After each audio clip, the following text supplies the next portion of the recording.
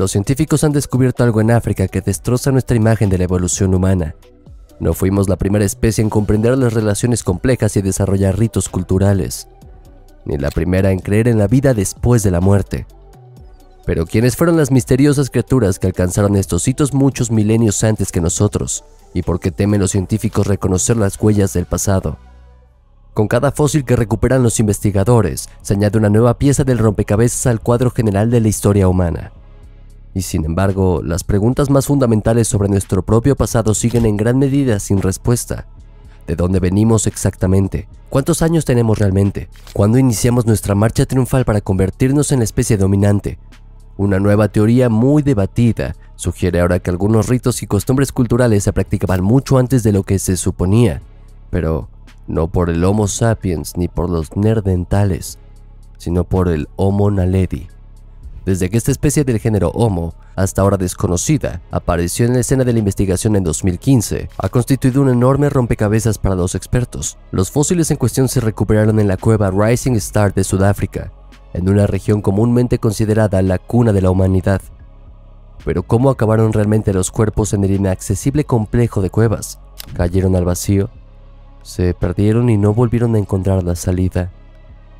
Pues no necesariamente. Algunos expertos están firmemente convencidos de que los fósiles no acabaron en la cueva por casualidad. En lugar de eso, el Homo naledi habría colocado deliberadamente a sus muertos aquí, y así se realizó los primeros enterramientos conocidos en la historia de la Tierra. Una tesis que trastoca por completo todo lo que creíamos saber sobre el desarrollo del género Homo. Como ya se ha mencionado brevemente, antes se consideraba que los neandertales y los Homo sapiens eran los primeros en despedirse de sus muertos en rituales especiales. Enterramientos 100.000 años antes que los humanos. Los huesos de hasta 335.000 años de antigüedad se encontraron en una parte del sistema de cuevas de difícil acceso. El único acceso es un pozo largo, extremadamente estrecho y de fuerte pendiente, que los investigadores solo llaman el conducto.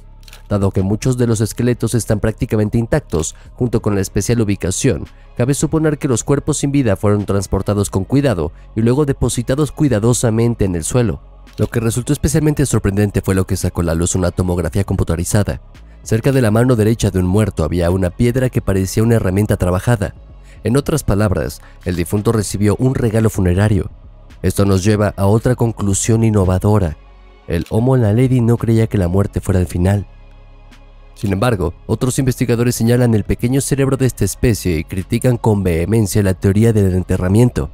Si el Homo naledi alcanzó realmente este hito evolutivo mucho antes que nosotros, nos vemos amenazados por una pérdida de singularidad.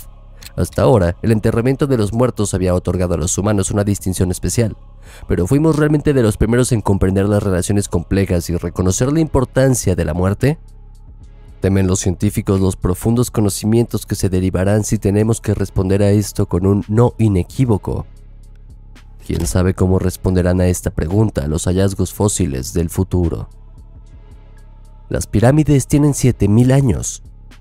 ¿Pensabas que la mayoría de las pirámides estaban en Egipto? Pues pensabas mal. Con 200 a 250 ejemplos. La mayoría de estas estructuras están en Sudán. La pirámide más antigua construida en Sudán es probablemente la del faraón nubio Pai, en el cementerio de Al-Qurr. Sin embargo, los testigos cónicos no fueron en absoluto lo único que los habitantes de la antigua Nubia dejaron para la posteridad. En 1907, el arqueólogo británico Malaby Cecil Firth se topó con algo que hizo añicos nuestra visión convencional de la historia. Encontrado en una tumba de la llamada cultura Nakada Ai, el artefacto se conserva actualmente en el Museo de Nubia en el sur de Egipto. Allí figura con el discreto nombre de huevo de avestruz pintado, pero ¿es realmente tan poco espectacular el hallazgo? En detalle, las raíces de la cultura Nakada se remontan a casi 7.000 años, casi 2.000 años más que las del antiguo Egipto, un periodo de origen que también coincide con la antigüedad del ajuar funerario nubio hallado. Las mundialmente famosas pirámides de Giza se construyeron hace unos 4.500 años.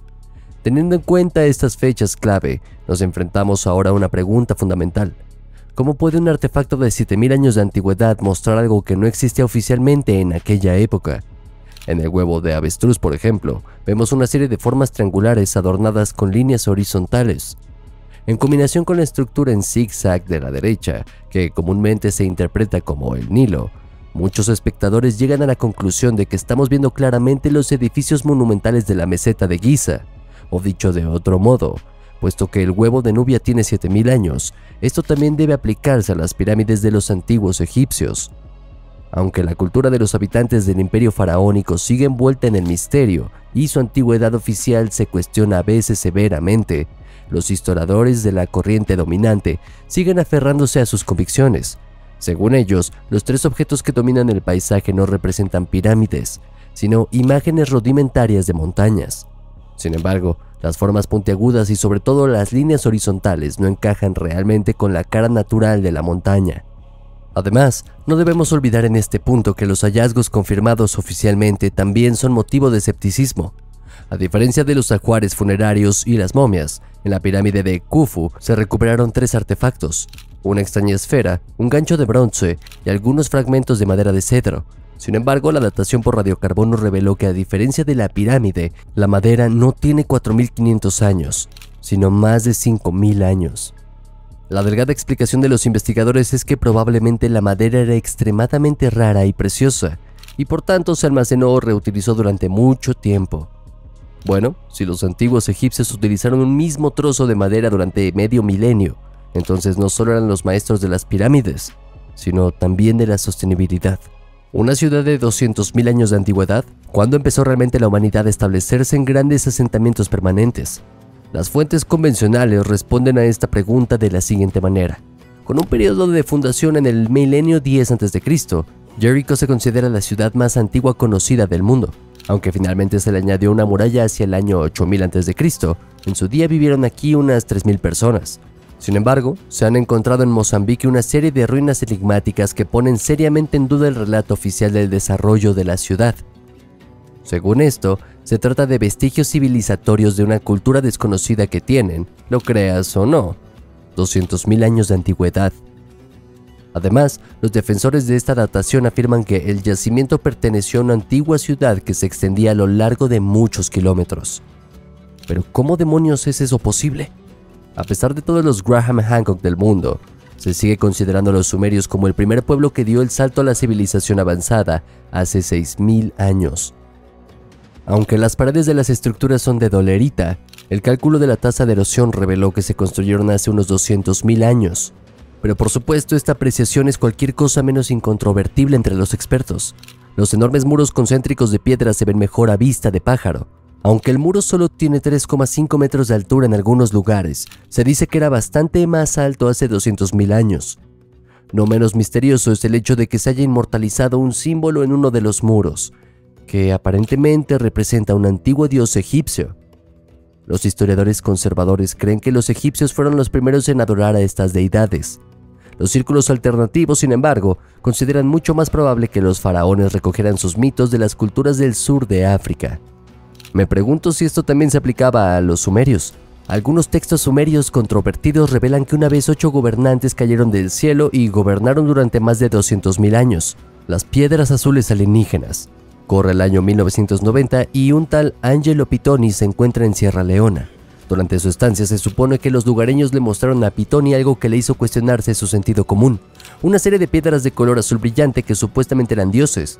Según la leyenda local, los seres celestiales cayeron en desgracia y fueron petrificados como castigo. Entonces fueron expulsados del reino celestial y estrellados contra la tierra. Sin embargo, como Angelo Pitoni era geólogo y hombre de ciencia, decidió enviar las piedras a laboratorios de Italia, Alemania y Japón para que las analizaran. El examen profesional reveló que las formaciones estaban compuestas por un 77% oxígeno y un 20% de carbono y cal.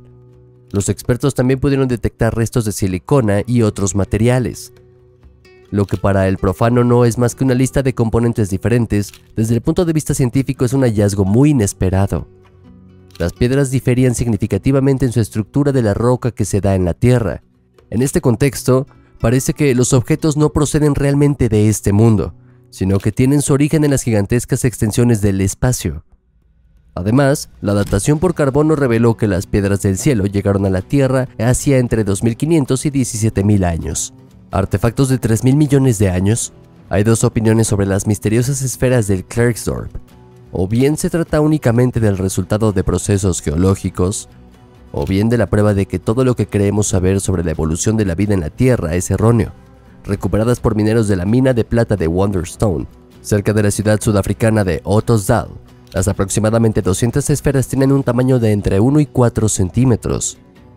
Aunque los objetos están hechos probablemente del mineral hematita, la antigüedad de las capas que las rodean se ha datado en 3.000 millones de años. Curiosamente, algunas de las esferas están adornadas con muescas circunferenciales y contienen una misteriosa sustancia blanca que se desintegra inmediatamente en polvo en cuanto se abre el caparazón.